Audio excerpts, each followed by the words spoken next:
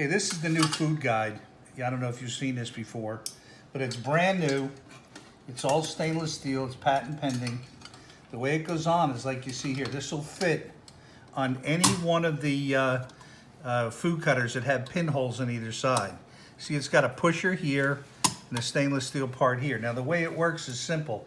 All you've got to do is hold the cheese up against here, for example, or any food. That's how you get a perpendicular cut, for example, on cucumbers. If you're going to do something like carrots, anything you need to get a perpendicular cut, where you hold it perpendicular to the blade. Now, if you want to get down inside the hopper, take a piece of cheese, for example, like this. All right, it goes down in here. So you're going to use the pusher now, right? That way, it keeps your hands out of there.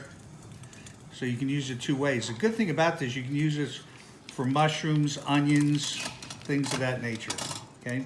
So that's a new pusher, completely dishwasher safe. You can get this at www.healthcraft.com.